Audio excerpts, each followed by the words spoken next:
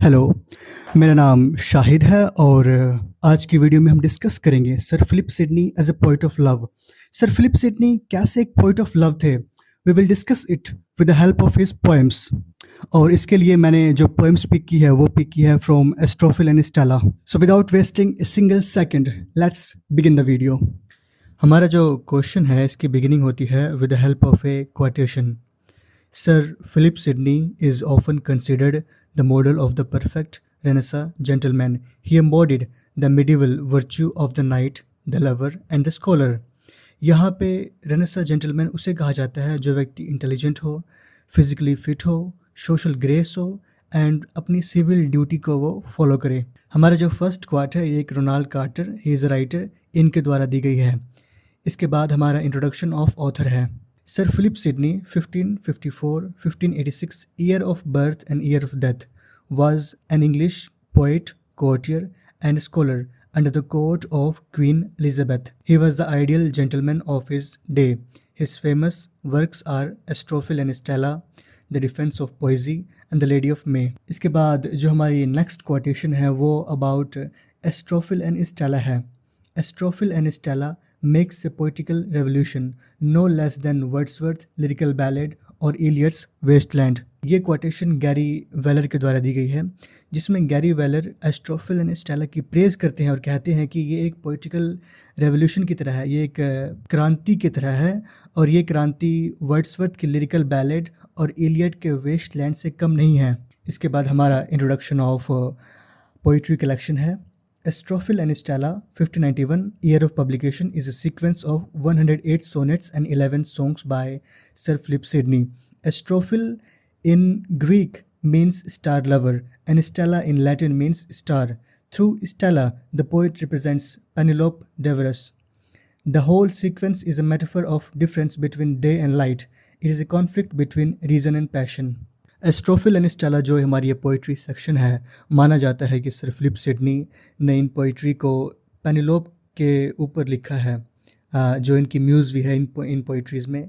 ये poetry collection इनके death के बाद पब्लिश हुई थी। सर फिलिप सिडनी की इच्छा थी कि वो पेनिलोप से शादी करें, लेकिन उनकी शादी नहीं हो पाई और पेनिलोप की मदर की डेथ के बाद पेरेंट्स, जो लीगल पेरेंट्स थे, जो उनके गार्डियंस थे, उन्होंने पेनिलोप की मैरिज किसी और के साथ कर दी थी। अब हम बिगिन करते हैं, हम प्रूव करेंगे कि how Sir Philip Sidney was a poet of love.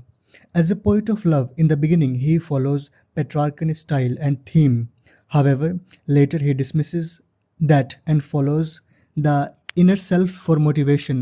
It is observed in the sonnet 1 where he is looking for words to please Stella.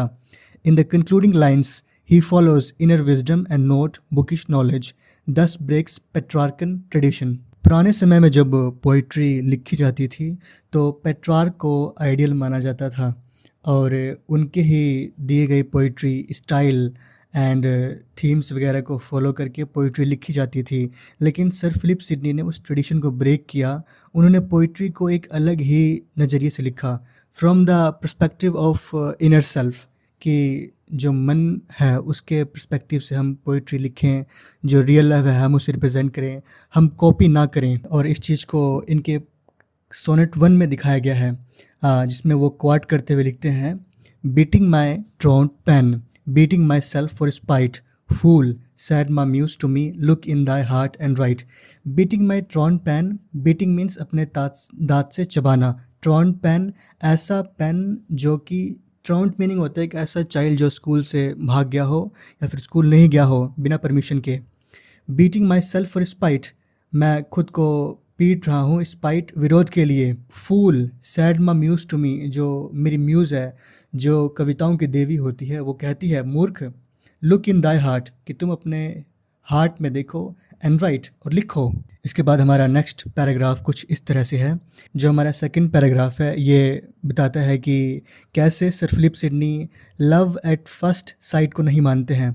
His poetry follows not the theory of not a first sight. His approach to love is realistic. According to him, love is not like Cupid arrow. It rises gradually. He is in favor of making poetry natural and personal.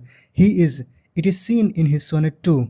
इनकी जो poetry है वो इस philosophy में believe नहीं करती कि जो लव है वो पहले ही साइट में हो जाता है, मतलब आपने किसी को देखा आपको लव हो गया।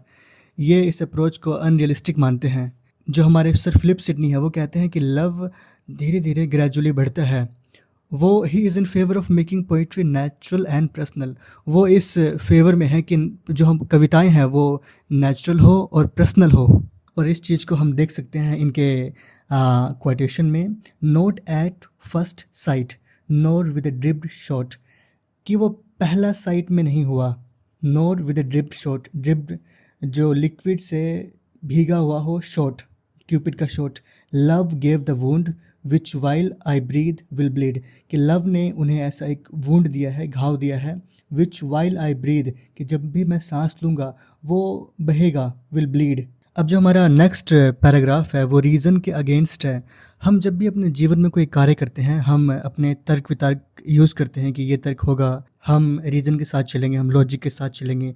लेकिन एस्ट्रोफिल अपने लव के लिए रीज़न को भी नकार देते हैं, उससे मना कर देते हैं कि जो रीज़न है it is not a good thing. आइए हम इसको भी डिस्कस करें with the help of our next paragraph. Astrophil for his love even dismisses the reason for his passion of love. He is sonnet 10 draws a new Platonic dialectic opposition between reason and passion. According to the classical philosophy, reason must rule over the passion in soul. However, Aristotle abandons reason in order to serve his passion. Astrophil का passion Stella है कि वो Stella से काफ़ी प्रेम करता है और इसके लिए वो जो रीज़न है उसे भी अबेंडन करता है। एस्ट्रोफिल अपने लव के लिए इवन रीज़न को डिसमिस कर देते हैं और उनका जो लव है वो उनका पैशन है। इनके सोनेट 10 में देखा गया है new platonic dialectic opposition. New platonic means, new means नया, प्लेटोनिक प्लेटो से related, dialectic logical argument, opposition against, जो कि क्लासिकल फ़िलासफ़ी है प्लेटो की। वो कहती है कि जो रीज़न है वो रूल करनी चाहिए आपकी सोल में, पैशन के ऊपर। फॉर एग्ज़ाम्पल आपका मन कर रहा है कि आप मार्केट में जाओ और आप कुछ आइसक्रीम वगैरह खा लो, लेकिन आपका जो रीज़न है वो कहता है कि जो आइसक्रीम है वो अनहेल्दी है, इसे अवॉइड किया जाए। तो आपके आत्मा में रीज़न रूल करना चाहिए, पैशन नहीं आपका। हावेवर, लेकिन एस्ट्रोफिल अपने लव के लिए रीज़न को अबेंडन करते हैं। Now we are moving to our next paragraph. To prove his love true he begins to give axioms. Axioms स्वयं सिद्ध सिद्धांत होते हैं, ठीक है। इन्हें सिद्ध करने के लिए कोई प्रमाण की आवश्यकता नहीं है। To prove his love he begins to give axioms like true beauty is virtue, the value of church, human are pilgrims on earth, our eye should serve the inner light. He presents many Christian fundamentals. In the end, he proves his final axiom that he must love Stella. अब जो हमारी ये poem है, इस poem में sir Philip Sydney काफ़ी सारे exam स्वयं सिद्ध सिद्धांत देते हैं, जैसे कि जो सच्ची जो ब्यूटी है वो वर्च्यू है, वैल्यू ऑफ चर्च की, चर्च की क्या वैल्यू है, humans are pilgrim on earth की जो ह्यूमन है धरती पे शरणार्थी हैं। Our eye should serve the inner light, हमारी जो आंखें हैं वो इनर लाइट को सर्व करनी चाहिए। इसके साथ ही वो एक और एग्जाम देते हैं कि he must love Stella. He states true, ये सत्य है, that on earth we are but pilgrims made, कि हम धरती पर केवल पिलग्रिम्स है, शरणार्थी हैं। एंड शुड इन साउल, और हम आत्मा में up to our country move, हम अपनी कंट्री की ओर मूव करेंगे जो हमारी रियल कंट्री है। True and yet true that I must Stella love, ये भी सत्य है कि मुझे स्टेला को प्रेम करना चाहिए।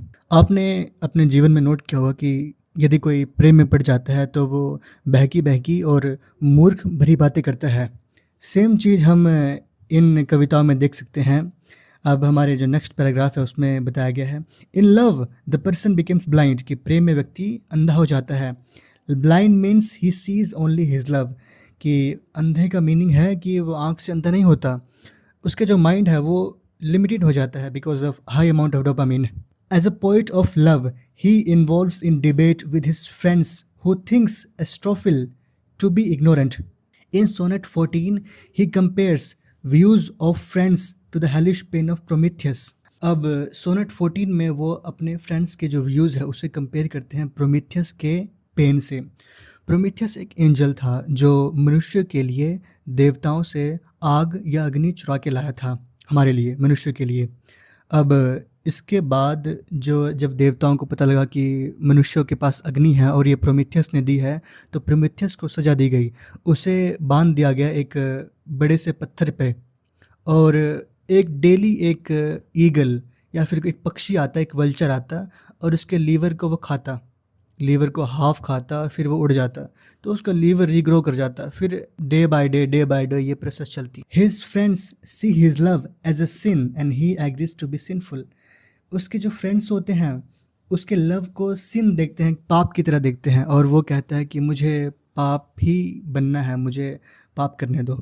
क्योंकि जो प्रोमीथियस है उसने मनुष्यों की हेल्प की थी, एंड ही हेल्प्ड ह्यूमन। ये एक तरह का पाप था देवताओं की नज़र में, लेकिन हमारे पर्सपेक्टिव में it was a very good act. हम उस चीज़ को इनकी कविताओं में देख सकते हैं।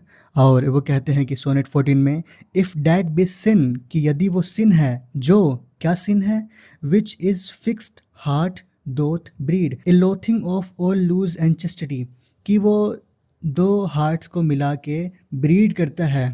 दोथ means do breed. A loathing of all loose and chastity, loathing means hate करना, जितनी भी अनचेस्टिटी है, इमोरल वर्क है, उन्हें हेट करना। Then love is sin, let me sinful be.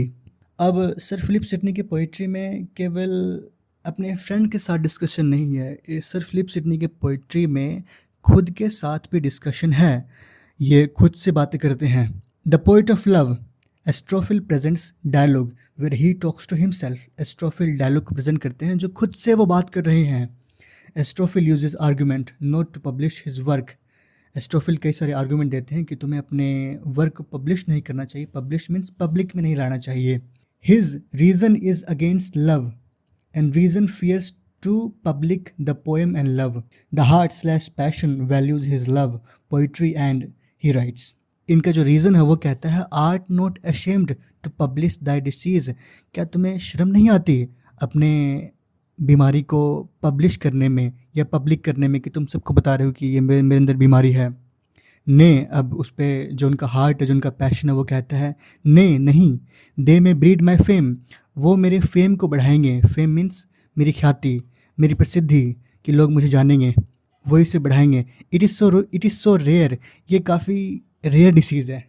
अब जब भी आप किसी क्वेश्चन को एंड करते हैं तो क्वेश्चन के एंड के साथ आप बताएं कि पोइट ने लैंग्वेज कैसे यूज़ किया है। क्या पोइट ने किसी प्रकार की simile, personification, metaphor, enjoyment, symbol वगैरह यूज़ किए हैं। राइम स्कीम क्या रही, पोइट की लैंग्वेज कैसी है, पोइट ने किस फॉर्म ऑफ पोइट्री को यूज़ किया है, ये सारी चीज़ें हम इस पैराग्राफ में डिस्कस करेंगे। In the context of language, language के कंटेक्स्ट में an structure, his sequence is constantly changing. उनका जो सीक्वेंस है वो कॉन्स्टेंट चेंज हो रहा है स्ट्रक्चर में और लैंग्वेज में। His first sonnet uses rhyme scheme. उनका जो फर्स्ट सोनेट है वो राइम स्कीम यूज़ करता है। A B A B A B A B, C D C D E E. हमारा जो फर्स्ट क्वाट्रेन है वो इसकी राइम स्कीम ये है। सेकेंड क्वाट्रेन, थर्ड क्वाट्रेन और एक couplet. Couplet 2 line, quatrain 4 line. The sonnet uses A B B A, C D C D, C D C D. इनका जो सेकंड सोनेट है वो ये यूज़ करता है। He uses metaphors, symbols, imagery, simile and personification. वो literary devices भी use करते हैं ताकि पोइट्री और ज़्यादा रिच हो सके। To make his poetry rich, the use of language and style is a point of appreciation. इनकी जो लैंग्वेज एंड स्टाइल है ये एक तरह से सराहनीय है। That he was a very great poet.